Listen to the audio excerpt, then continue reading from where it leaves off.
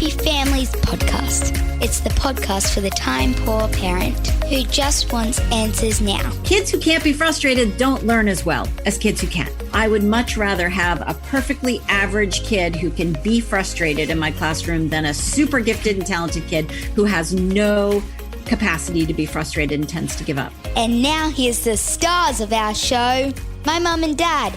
Well, last week we had this incredible conversation with New York Times best-selling author Jessica Lahey. Jessica wrote The Gift of Failure, How the Best Parents Learn to Let Go So Their Children Can Succeed. Jessica is a mum of a couple of kids. She's also got a brand new book out that we're itching to talk to her about. But Kylie, by the way, I'm Justin Coulson.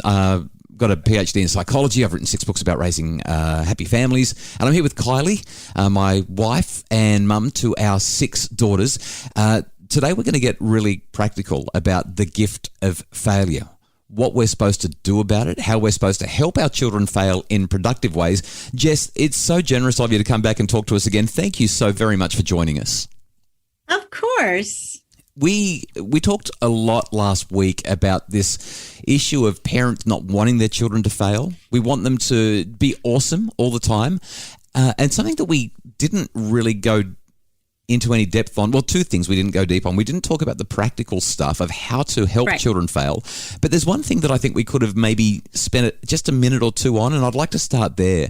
You touched on it, but we didn't expand on it. You said that it's really horrible for a parent to see their child fail because we don't like seeing our children experience frustration. Can you talk for a bit about what your research has shown about parents' discomfort with their children's sadness, big emotions, failures, frustrations, the emotional toll that it takes on a parent when a child's not doing well? Just like the research actually on what makes us, share an article. We know that the articles go viral tend to tap into our heated emotions like anger and upset and outrage. And those really make us act. And it's really similar with parenting. But the interesting thing, though, about not letting our kids feel frustrated is that Wendy Grolnick's research shows, and she does some wonderful research on autonomy supportive parenting, and what that does in terms of learning and motivation is she did this one experiment where she looked at parenting styles, autonomy supportive versus directive. And she found that children of really highly directive or controlling parents, but really the best word for this is directive because they give a lot of directions to their child. They guide their child through tasks. Those kids had much lower threshold for dealing. They didn't have the emotional wherewithal to deal with frustration. So they tended to give up and not complete difficult tasks that were sort of created in order to be difficult on purpose to elicit some frustration. Whereas the kids of autonomy supportive parents were much more likely to complete the challenging task.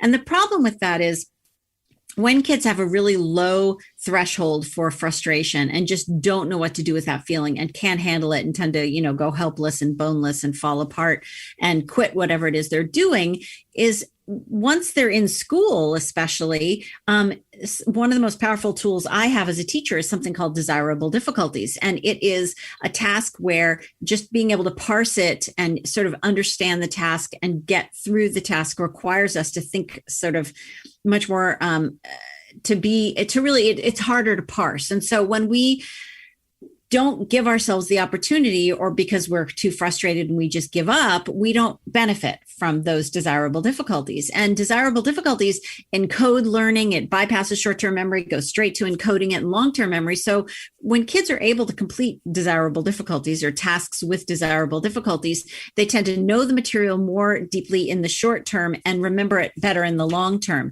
So kids who can't be frustrated don't learn as well as kids who can. That's just that sort of is the short version of that whole story, which is I would much rather have a perfectly average kid who can be frustrated in my classroom than a super gifted and talented kid who has no capacity to be frustrated and tends to give up. That the average kid who can be frustrated is just going to learn a lot more in my classroom. Jess, it's interesting. The other day, our 6-year-old turned 7 and she loves puzzles.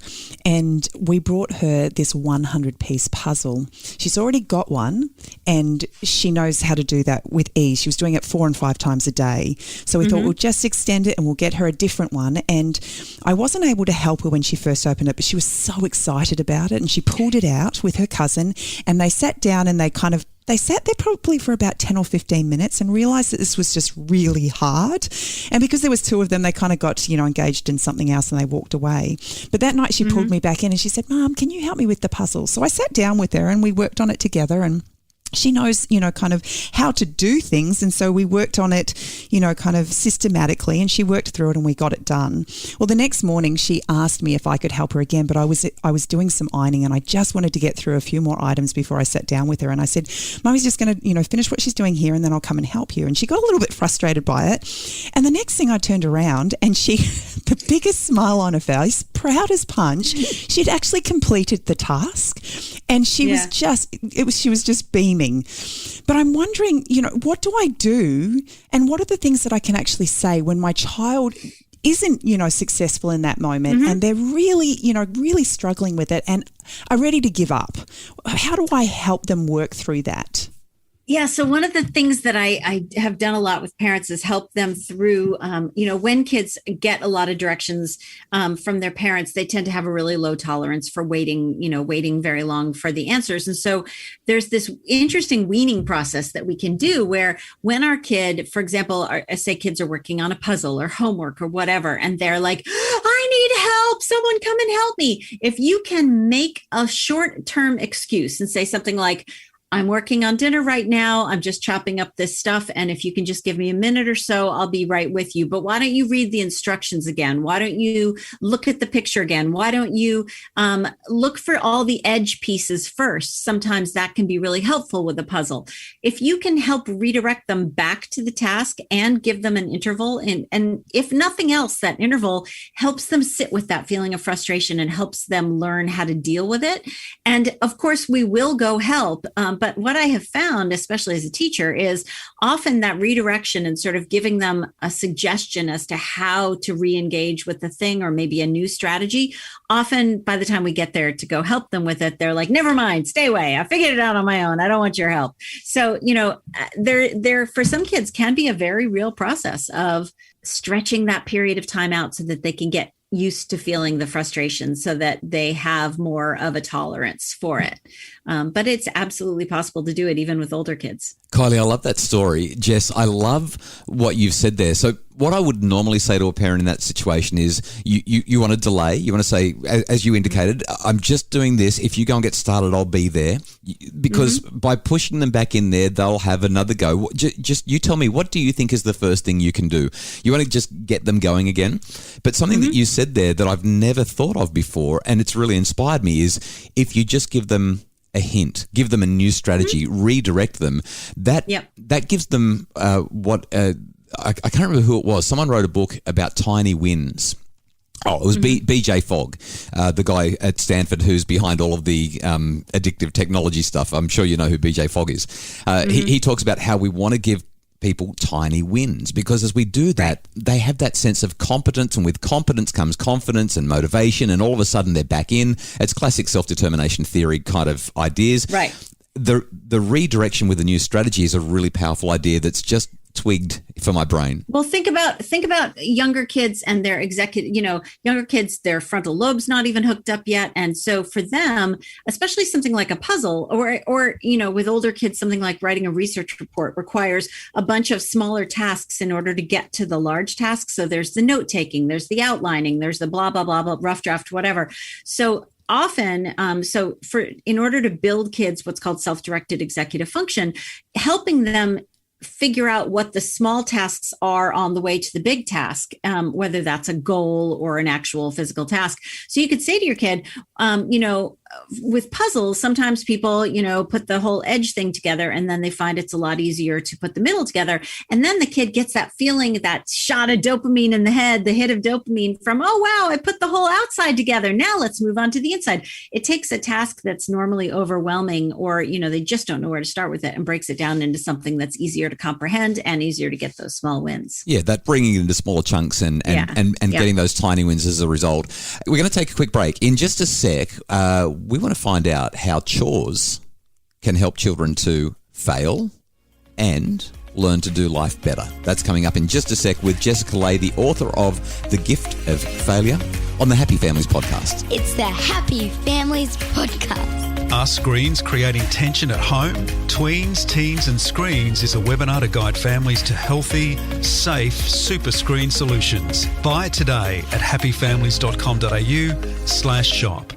It's the Happy Families podcast, the podcast for the time-poor parent who just wants answers now. And today we're talking to Jessica Lahey. We've had one conversation with her already about her book, The Gift of Failure, and we are enjoying diving into how we can, as parents, help our children work through this idea of failure. Help our kids be nothing. Do nothing, go nowhere, be hopeless, fail at everything, because that's good for you, kid. We don't want you to succeed with that. That's not what it's about at all. Kylie, you stumbled across something in Jess's book that really inspired you. I love, Jess, that you talked about this idea and importance of chores. Can you tell us what this has to do with teaching our children about failure?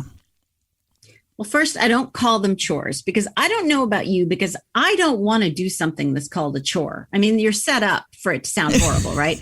So, and it also makes it sound like it's something specific to the kid. What we call them in our house are household duties, because they are part of being a part of the family. Like, you don't do them for money. So for example, there's no, in our house, there's an allowance situation, but it has nothing to do with doing household duties. Household duties are things you do as part of being a part of a family and sort of moving the family forward as a unit.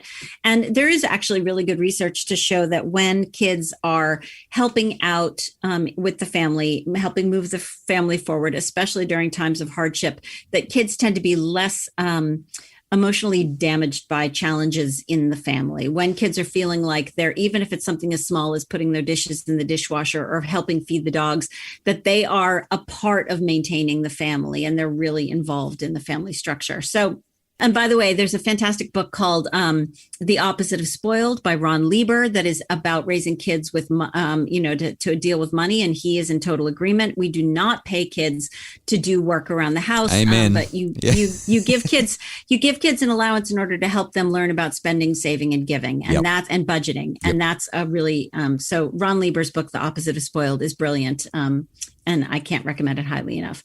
So, having age-appropriate tasks for kids. And I actually break down in the book what kids are capable of at all the ages, along with what their cognitive development situation is, what their manual dexterity situation is, what they're capable of doing, and at what age. And when you look at that list, there's all kinds of things that even small kids can be doing. And one of the fun things about having written this book is people send me videos of things that their kids are doing and are so proud of. There was a dad sent me a picture or a video of his maybe 5-year-old son and 2-year-old daughter. And the 5-year-old son wanted to help with the laundry desperately, but it was a top loading washing machine. And so, he can't reach in there very well. So the little boy had set it up so that his little sister was supposed to hold on to his pant legs so that if he were to fall in the washing machine, and don't worry, the dad was right there. Obviously he was filming.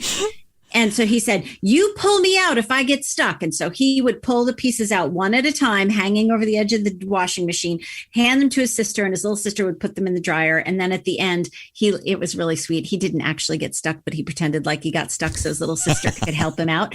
And she pulled him out of the washing machine. Oh, that's beautiful. And these moments, they're just so proud of themselves. And we don't give them opportunities to feel like a useful member of the family, a member of the family that's pulling some weight, that has a stake in the family and is not just some precious object that we give no responsibilities to. In The Gift of Failure, you've talked about a number of things that are so beautifully aligned with, I've got a webinar called The Perils of Praise. But can you just outline why do we not want to say good job or good sharing or good helping or good eating or good running or good breathing to our children? Why do we need to back off on the praise? Well, for a couple of reasons. Number one, because it's now just become white noise to them, because especially kids who get told that all the time, it's they don't even hear it anymore. But, and then on top of that, if we're telling them that all the time, that it's not a valuable commodity anymore, right? We tell them that for everything. But as a teacher, one of the things that I know is that the more specific the feedback, the more helpful it is. So, and by the way, a lot of people misunderstand Carol Dweck's message about praise, mindset, so they're very very simplistic. Like, I read the article on it, but didn't actually read the book. Their understanding tends to be, never tell your kids they're smart and only praise them for their effort, which is dumb. That's just not very helpful. So, my common things in our house would be things like, sweetie, I noticed with that math problem, a month ago or 6 months ago, you would have just given up because that was really tough for you, but you stuck with that for 30 minutes. I noticed that, and I'm so proud of you for that. And the more specific the feedback is on whether it's the actual performance itself or the effort that went into the performance, the more useful it is. There's even research in education to show that when we give assignments where kids get no feedback, they're just worthless. They're a waste of time. Even if it's just practice, it's a worthless assignment. So the more specific the feedback, the better. I love that. And I would add one more thing. Parents would do well to just say to their children, how'd you feel?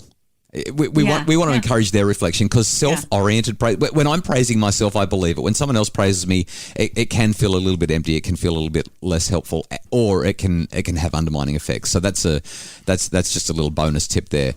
Jess, we're out of time. We've had such a great conversation. I feel like we've barely scratched the surface. So thank you so very, very, very much for sharing what you have shared with us. The book is called The Gift of Failure: How the Best Parents Learn to Let Go So Their Children Can Succeed. It's been out for a couple of years now. It's a New York Times bestseller. It's been wonderfully successful. And it's in 14 languages. Holy so smokes. If English is not your first language, then heck, go at it with everything from Vietnamese to Arabic to Italian. So it's out there in other languages too. You can get it in any format you want, audiobook or ebook, or you can buy one of those old-fashioned ones that you can fold down pages and highlight and scribble all over as well, which is what I've done with my one. It's been a delight to talk to you. Jessica, I feel like we've kind of become friends over the last little while. We've been able to talk to you a few times now. You have a new book out that is really provocative and really intriguing. I wonder whether or not we could invite you to come back one more time to talk about your new book, because I think that parents would love to hear about that. Sure thing. I love talking about the new book. It was, product of a couple of years of research. So I'd love talking about that stuff. Awesome. Well, we're excited about that. We'll look forward to having you on again real soon to do that. The Happy Families podcast is produced by Justin Rulon from Bridge Media. Craig Bruce is our executive producer. Kylie, if people want to find out more info about how they can make their family happy, other than buying The Gift of Failure, where should we send them? They can go to happyfamilies.com.au.